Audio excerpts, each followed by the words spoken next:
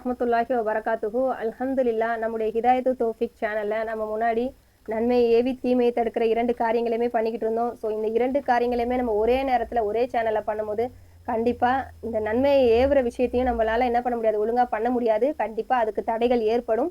அதனால் நம்ம தீமையை தடுக்கிற விஷயங்களுக்காக வேண்டி ஜரீனா ஷேக் அப்படிங்கிற நம்முடைய இன்னொரு சேனலை உருவாக்கியிருக்கோம். ஸோ தயவு செய்து அந்த சேனலை இது வரைக்கும் சப்ஸ்கிரைப் பண்ணாதவங்க சப்ஸ்கிரைப் பண்ணுங்கள். தயவு செஞ்சு அந்த சேனலை ஃபாலோ பண்ணுங்கள். இன்ஷா அல்லாஹ் நம்ம நிறைய விஷயங்களை கற்றுக்கலாம். நம்ம அனைவரும் சேர்ந்து நம்ம என்ன பண்ணலாம், நன்மையை ஏவி தீமையை தடுக்கலாம். அல்லாஹ் தஆலா நம்ம அனைவருக்கும் நேர்வழி அளிப்பான. அஸ்ஸலாமு அலைக்கும் வரஹ்மத்துல்லாஹி வபரகாத்துஹு. ரப்பி ஷ்ரஹ்லி சத்ரி வயஸ்ஸிர் லி அம்ரி வஹ்லுல் உக்தத்தம் மின் லிசானி யஃப்கஹு கௌலி. அல்ஹம்துலில்லாஹ். நம்ம அனைவரும் இன்னைக்கு பாவ மன்னிப்புல ஒருத்தர் கேட்ட ஒரு சந்தேகத்தை பற்றி பார்க்க போகிறோம். இது முக்கியமான ஒரு சந்தேகம் தான். ஒரு சகோதரி திரும்ப திரும்ப இதை கேட்டுக்கிட்டே இருந்தாங்க. என்னன்னா, அல்லாஹ் தான் சில பேரை பாவம் செய்யாமல் வைக்கிறானா, சரிங்களா, அவங்கள பாவத்தை தடுக்கிறானா அப்படின்னு கேட்டாங்க. இன்னொரு கேள்வியும் நம்ம எடுத்துக்கலாம், ஏன்னா இந்த கேள்வி கூட திரும்ப வரும். ஸோ ரெண்டுத்துக்கும் சேர்த்தே நம்ம பதில் சொல்லிடலாம். அப்போ அல்லாஹ் தான் சில பேரை பாவம் செய்ய தூண்டுறானா அப்படின்னும் நம்ம என்ன பண்ணலாம், வைக்கலாம். ஏன்னா சில வசனங்களும் குரான் வசனங்கள் அப்படி வருது. நம்ம இந்த ரெண்டுத்துக்கான விளக்கமாக இந்த பயானை பார்ப்போம் இன்ஷா அல்லாஹ். இப்போ பார்த்தோன்னா, அல்லாஹ் தஆலா சில மனிதர்களை இவங்க பாவம் செய்து தான் ஆகணும், இவங்க பாவம் செய்யறதுனால எந்த பிரச்சனையும் இல்லை அப்படின்னு சொல்லி இவங்களை பாவம் செய்ய தூண்டியோ, இல்லை சில மனிதர்களை இவங்கெல்லாம் பாவம் செய்யக்கூடாது, இவங்க என்ன பண்ணணும், இவங்க பாவம் செய்யறதை தடுக்கணும்னு சொல்லியோ, சில பேரை வெறுப்புக்குரியவர்களாவோ சில பேரை விருப்பத்திற்குரியவர்களாவோ அல்லாஹ் ஆக்குறது கிடையாது. அல்லாஹ் இந்த உலகத்துல எல்லா மனிதர்களையும் சமமாக தான் வச்சு என்ன பண்றான், பார்க்கறான் இல்லையா. அவனுடைய கண்ணுக்கு எல்லா மனிதர்களும் சமம் தான். இதுல சிறந்தவர்கள் யாரு அப்படிங்கிறத நம்ம இன்ஷா அல்லாஹ் பார்ப்போம். இருந்தாலும் பொதுவா பார்த்துக்கிட்டோம்னா, ஒரு மனிதன் படைக்கப்படும் போது இவன் பாவத்துக்குள்ள போகணும், இல்லை இவன் பாவத்துக்குள்ள போகக்கூடாது அப்படின்னு இறைவன் அதை விரும்புறது கிடையாது, சரிங்களா. அதை தேர்ந்தெடுக்கிறது அந்த மனிதன் தான். இப்போ நம்ம நல்லா பார்க்கணும், இறைவன் முதல்ல ஆதம் அலைஹிஸ்ஸலாமை படைக்கிறான். அந்த ஆதம் அலைஹிஸ்ஸலாமை படைத்த உடனே ஆதம் அலைஹிஸ்ஸலாம் என்ன பண்றாங்க, சொர்க்கத்துக்குள்ள அனுப்பின பிறகு கூட அவங்க தவறு இழைச்சிடுறாங்க. நம்ம நல்லா சிந்திக்கணும், ஆதம் அலைஹிஸ்ஸலாம் தவறு இழைச்சுதான் ஆகணும் அப்படின்னு சொல்லி அல்லாஹ் விரும்பினானா? இல்லை. ஏன்னா ஆதம் அலைஹிஸ்ஸலாம் எப்படியாப்பட்டவங்கள அல்லாஹ் படைச்சான், அவனுடைய கையால படைச்சேன்னு சொல்லி சொல்றான். அது மட்டும் இல்லாம மலக்குமார்களுக்கே சவால் விடுற அளவுக்கு எப்படி அவங்களையே சிரம்பணிய சொல்லி அவங்க அதை எதுக்கு படைக்கணும் அப்படின்னு சொல்லி அவங்களுடைய ஐடியாவை சொல்லும் போது கூட உங்களுக்கு ஒன்றும் தெரியாது அப்படின்னு சொல்லிட்டு ஆதம் அலைஹிஸ்ஸலாம் கிட்ட என்ன சொல்றான், பொருட்களுடைய பெயர்களை சொல்றான். ஆதம் அலைஹிஸ்ஸலாமும் சொல்றாங்க. உடனே மலக்குமார்கள் என்ன பண்றாங்க, தவற ஒத்துக்கிறாங்க. இல்லை அல்லாஹ் உனக்கு தான் எல்லாம் தெரியும், எங்களுக்கு எதுவும் தெரியாதுன்னு, இல்லையா.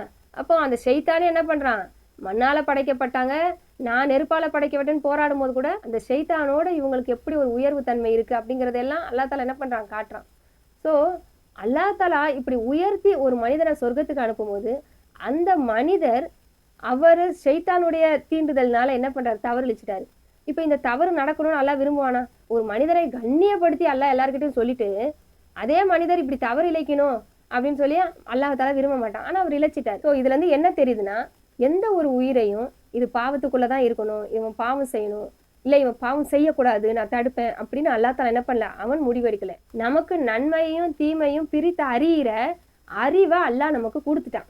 அல்லாஹ் தஆலா அதை தன்னுடைய திருக்குரான்ல சொல்றான். வ நஃப்ஸின் வமா சவ்வாஹா, ஆத்மாவின் மீதும் அதை ஒழுங்குபடுத்தியவன் மீதும் சத்தியமாக, ஃபஅல்ஹமஹா ஃபுஜூரஹா வ தக்வாஹா, அப்பால் அவன் அதற்கு அதன் தீமையையும் அதன் நன்மையையும் உணர்த்தினான். கது அஃப்லஹமான் ஜக்காஹா, அதை அந்த ஆத்மாவை பரிசுத்தமாக்கியவர் திடமாக வெற்றி அடைந்தார். வகது ஹாபமான் தஸ்ஸாஹா, ஆனால் எவன் அதை பாவத்தில் பூத்தினானோ அவன் திட்டமாக தோல்வி அடைந்தான். இதில் நல்லா நம்மளுக்கு புரியுது பாருங்க. ஒரு ஒரு ஆத்மாவை அல்லாஹ் தஆலா உருவாக்குறான், அதை ஒழுங்குபடுத்துறான், அப்புறம் அதுக்கு என்ன சொல்லி கொடுக்குறான், நன்மை எது தீமை எது, இது எல்லாத்தையும் அறிவிச்சு கொடுக்குறான். அடுத்து அதை யாரு சூஸ் பண்றாமா, அந்த ஆத்மா தான் சூஸ் பண்ணுதான். யாரு நன்மையை தேர்ந்தெடுக்கிறாங்களோ, நல்ல காரியங்களை செய்யறாங்களோ அவன் வெற்றி அடைஞ்சிட்டான்ப்பா. அதே மாதிரி யாரு பாவத்திற்குள் தன்னை புகுத்துகிறானோ, சரிங்களா, அல்லாஹ் விரும்பல ஒரு மனுஷன் பாவம் செய்யணும்னு. இப்போ மனிதன் சில பேர் என்ன பண்றாங்க, பாவத்துக்குள்ள தான் போகணும்னு சொல்லி என்ன பண்றாங்க, போறாங்க. அவனை என்ன பண்ணிட்டான், அவன் தோல்வி அடைந்துட்டான். இப்போ இதை பார்த்தோன்னா நிறைய வசனங்கள்ல அல்லாஹ் தஆலா தன்னுடைய திருமறையில சொல்றான், பாவம் செய்தவங்களை எப்படி அல்லாஹ் விட்டுறான்னு சொல்லி. அவர்கள் விலகி போன போது அல்லாஹ் அவர்களின் இதயங்களை விலக்கினான், அவர்களின் இதயங்களில் நோய் உள்ளது, அல்லாஹ் அதை பெருக்கினான், அவர்கள் முதலில் நம்பவில்லை, அதனால் நாம் அவர்களின் இதயங்களையும் கண்களையும் திருப்பி விட்டோம். ஸோ இந்த மாதிரியான வசனங்கள் எதை காட்டுதுன்னா, ஒரு மனிதன் அல்லாஹ் விட்டு விலகி போகணும் அப்படின்னு நினைச்சானா அல்லாஹ் விலக்கிடுவான். சரிங்களா? அதாவது ஒரு ஆசிரியர் இருக்காரு, அவர் ஒரு மாணவருக்கு என்ன பண்றாரு, நன்மையை எடுத்து சொல்லிக்கிட்டே இருக்காரு, நீ இதை படிப்பா, நல்லா படிப்பா படிப்பான்னு. ஆனா அவன் கேட்கவே மாட்டுக்கிறான். கேட்கவே இருக்காத போது அந்த ஆசிரியர் என்ன பண்ணுவாரு, சரி போ, உனக்கே இதுல ஆசை கிடையாது, இப்ப போட்டு உன்னைய போட்டு நான் போட்டு மல்லு கட்டி என்ன ஆகுது, உனக்கு அதுல வந்து அதிகமான வெறுப்பு தான் வருது, அதிகமா தான் நீ அந்த கெட்டதை நோக்கி போறப்போ அப்படின்னு சொல்லி விட்டுருவாங்களா இல்லையா? அப்போ ஒரு மனிதர்கள் அவங்க வந்து என்ன பண்றாங்க, இன்னொரு மனிதர்களுக்கு ஒரு சுதந்திரம் கொடுத்து விட்டுறாங்க.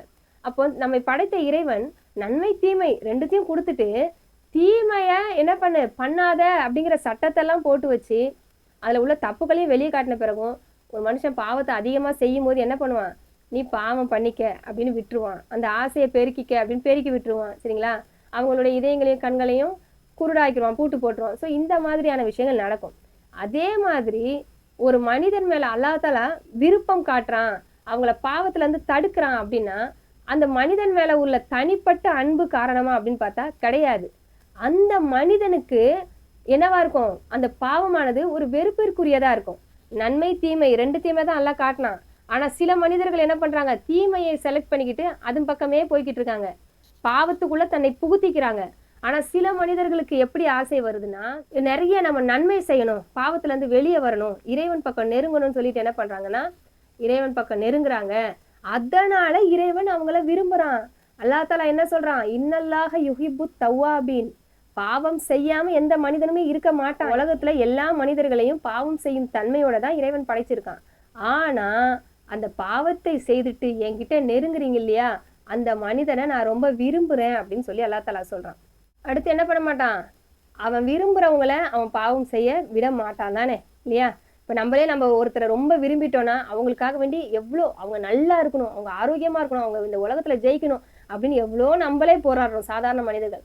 அப்போ நம்மை படைத்த ரப்புல் ஆலமீன் ஒரு மனிதன் என்னைய நெருங்கணும்னு நினைக்கிறான், நான் அவனை விரும்புறேன் அப்படின்னு சொன்னா அந்த மனிதனை என்ன பண்ணுவான், விட்டுருவானா?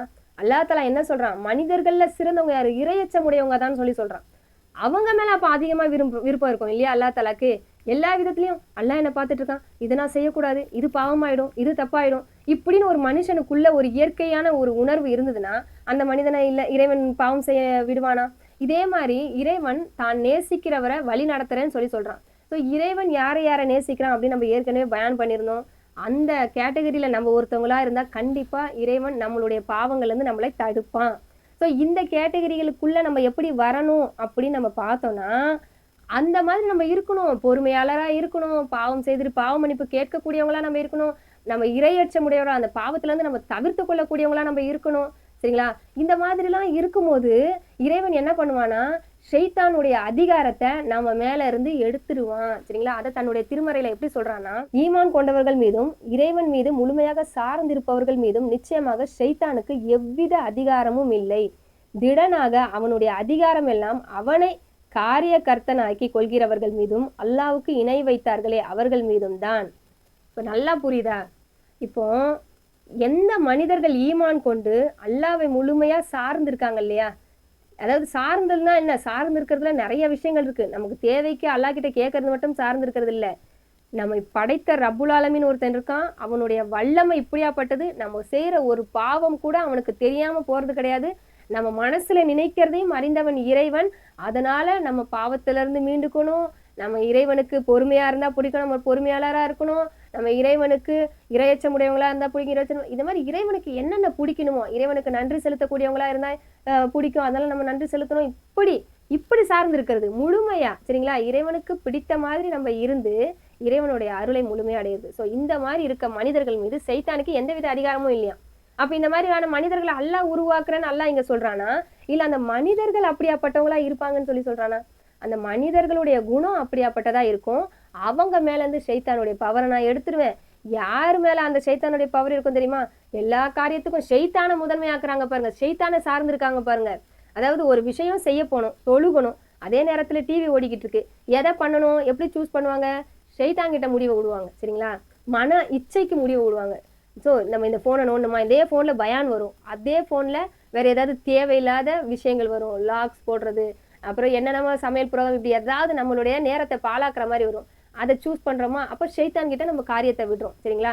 ஸோ நம்முடைய நஃப்ஸு என்ன ஆசைப்படுது, எனக்கு ஷைத்தான் சொல்றது ரொம்ப பிடிச்சிருக்குன்னு ஆசைப்பட்டுச்சுன்னா அவங்களுடைய கண்ட்ரோலை ஷைத்தான்கிட்டயே அல்லா தாலா விட்டுருவான், அவங்கள பாவம் செய்ய விட்டுருவான். இப்போ நமக்கு நல்லா புரிஞ்சிருக்கும், எந்த ஒரு ஆத்மாவையும் அல்லா தாலா என்ன பண்ண மாட்டான், இந்த ஆத்மா எனக்கு பிடிக்குது அதனால நான் இதை பாவம் செய்ய விட மாட்டேன், இந்த ஆத்மா எனக்கு பிடிக்கல அதனால நான் பாவம் செய்ய விடுவேன் அப்படின்னு நினைக்கிறதே கிடையாது. நான் ஏற்கனவே சொன்ன மாதிரி தான், ஒரு ஸ்கூல்ல இருக்கிற ஒரு டீச்சரே தான் ரொம்ப நல்லது சொல்லியும் கேட்காத பிள்ளைகளை விட்டுருவாங்க. அதே நேரத்துல அந்த டீச்சர்கிட்ட வேண்டி விரும்பி வந்து, சார் எனக்கு இந்த எக்ஸாமுக்கு எந்த கொஸ்டின்லாம் வரும் சார், இதில் நான் எப்படி சார் படிக்கணும், இந்த கொஸ்டின் எப்படி சார் எழுதுறது, இப்படி வந்து ஒரு ஸ்டூடெண்ட் ரொம்ப ஆர்வமாக கேட்டால் அந்த டீச்சருக்கு எப்படி இருக்கும், ஆஹா இவருக்கு நல்ல ஆர்வம் இருக்குது போல இருக்குது, இப்போ நம்ம இன்னும் நல்லா சொல்லி கொடுத்து இன்னும் நிறைய மார்க் வாங்க வைக்கணும், பண்ணுவாங்களா இல்லையா? அப்போ ஒரு மனிதர்களுக்கு ஒரு அப்ரோச், நம்ம கொடுக்குற அப்ரோச்சை வச்சு அவங்களே அந்த மாதிரி நினைக்கலனா கூட அவங்க என்ன பண்ணுவாங்க, இந்த மனிதனுடைய விருப்பம் இப்படி இருக்குது, அவங்ககிட்ட நம்ம என்ன பண்ணணும், அதிகமாக சொல்லி கொடுத்து நல்ல மார்க் வாங்க வைக்கணும். இந்த மனிதனுக்கு நம்ம என்ன சொன்னாலும் கேட்க மாட்டான், அவன் பாவத்தை நோக்கி போகிறதுல தான் இருக்கான் அப்படின்னு சொல்லி என்ன பண்ணுவாங்க, அவனை விட்டுறாங்க இல்லையா? நம்மை படைத்த ரப்புல் ஆலமீன் எவ்வளோ நேரத்தை நம்மளுக்கு கொடுத்துருக்கான். இப்படி ஒன்றும் நம்ம ஸ்கூலில் இருக்க டீச்சரோ இல்லை வேற யாராவது பெரியவங்களோ இல்லை ஏன் பெற்றவங்களே சில நேரங்களில் என்ன பண்ணுவாங்க, இது வேலைக்கு ஆகாதுன்னு விட்டுற மாதிரிலாம் எல்லாம் விடலை. நமக்கு நிறைய நேரங்களை கொடுக்குறான், நிறைய அறிவுரைகளை கொடுக்குறான், நிறைய பேர் மூலியமாக நம்மளுக்கு என்ன பண்ணுவான், நன்மையை ஏவறதுக்கான ஒரு விஷயங்களெல்லாம் நமக்கு கொண்டு வருவான். நம்ம அதையும் தாண்டி நம்மளுடைய காதுகளை பொத்தி கொண்டு நல்ல விஷயங்களை கேட்காம பாவமான வழிகளில் நடக்காதான் நம்ம முற்பட்டோம்னா அல்லாஹ் காப்பாற்றுவான். என்ன பண்ணுவான், அந்த மாதிரி மனிதர்களை அல்லாஹ் தாலா அப்போ அவனுடைய பாவத்தில் விடுவான். யார் ஒருத்தர் அவருடைய பாவத்திலேருந்து விலகணும், அந்த பாவத்தை செய்யக்கூடாதுன்னு நினைத்து இறைவனுடைய பக்கம் என்ன பண்ணுறாங்க ஓடி வராங்களோ அல்லாஹ் தாலா அவங்களுக்கு உதவி செய்வான். சரிங்களா? யார் என்னுடைய பக்கம் நடந்து வராங்களோ நான் அவங்களுடைய பக்கம் ஓடி வரேன்னு சொல்லி சொல்கிறான். சரிங்களா? அப்போ நம்ம ஒரு ஸ்டெப்பு எடுத்து வைக்கணும், முயற்சி செய்யணும். அப்போ அல்லாஹ் என்ன பண்ணுவான், நம்ம பக்கம் ஓடி வருவான். சரிங்களா? நான் இருக்கிற இடத்துல இருந்துட்டு அல்லாஹ் தாலா வந்து என்னுடைய சோலை அப்படி விரும்பின ஒரு உயிரா நான் இருக்கலாம் இல்லையா அப்படின்னு நினச்சி நம்ம இருக்கக்கூடாது. அவன் பக்கம் நம்ம பார்க்கணும், அவன் பக்கம் நம்ம நடக்கணும், அல்லாஹ் நம்ம பக்கம் ஓடி வருவான். இதில் சில எக்ஸெப்ஷன் இருக்குது. என்னன்னா இப்போ நபிமார்கள் இருக்கிறாங்க இல்லையா, நபிமார்களை இறைவன் பெரும் பாவங்களில் விட மாட்டான். இப்போ யூசுப் அலைஹிஸ்ஸலாம் எல்லாம் பார்த்தோம் இல்லையா, அவங்க என்ன பண்ணாங்க, அவளும் அவரை நோக்கினால் அவருமே என்ன பண்ணிட்டாரு, அவர் பக்கம் திரும்பிட்டாரு. ஆனா இறைவனுடைய அத்தாட்சியை கண்டுட்டாரு, அதனால பாவத்திலேருந்து மீண்டு அல்லாஹ்கிட்ட பாவ மன்னிப்பு கேட்டாருன்னு வருது. ஸோ இறைவன் என்ன பண்ணுவானா, நபிமார்களை பெரும் பாவங்கள்ல விட மாட்டான். ஏன்னா அவங்க பெரும் பாவங்களில் ஈடுபடாத மாதிரி தான் படைக்கப்பட்டிருக்காங்க, அதனால அவங்கள பாதுகாப்பான். ஆனா மற்ற மனிதர்களை பொறுத்த வரைக்கும் நம்ம எந்த அளவுக்கு நன்மையின் பக்கம் போக நினைக்கிறோமோ அந்த அளவுக்கு நம்மள நன்மைகளை செய்ய வைப்பா. அதே மாதிரி தீமையிலேருந்து தடுத்துக்க நினைக்கிறோமோ அதே மாதிரி அல்லாஹ் தஆலா என்ன பண்ணுவான், தீமையிலேருந்து தடுக்க வைப்பான். ஸோ அதனால நம்ம இறைவன் கிட்ட அதிகமாக துவா செய்யணும். யா அல்லாஹ் உன்னுடைய நெருக்கத்தை பெற்ற மனிதர்களா என்னை ஆக்க அல்லாஹ். இப்படி நம்ம துவா செஞ்சுக்கிட்டே இருந்தோம்னா அல்லாஹ் என்ன பண்ணுவானா, நம்ம பாவம் செய்யற சூழ்நிலைகள் எல்லாத்தையுமே என்ன பண்ணுவானா நம்மளை விட்டு விலக்கிடுவான். அந்த சூழ்நிலைகளுக்குள்ள இருந்தா கூட நம்முடைய மனசை அந்த பாவத்தின் பக்கம் கொண்டு செல்ல மாட்டான். ஏன்னா நம்முடைய இறைவன் கருணையாளன். சரிங்களா? அவங்கிட்ட நெருங்கணும்னு நினைக்கிறவங்கள ஒரு தடவை தெரியாம அறியாமையில பாவமன்னிப்பு செஞ்சுட்டு பாவமன்னிப்பு கேட்டு நம்மளுடைய பாவத்துல இருந்து மீளணும்னு நினைக்கிறவங்கள இறைவன் என்னைக்குமே என்ன பண்ண மாட்டான்னா கைவிட மாட்டான். ஸோ அல்ஹம்துலில்லாஹ் ஓரளவுக்கு புரிஞ்சிருக்கும்னு நினைக்கிறேன்.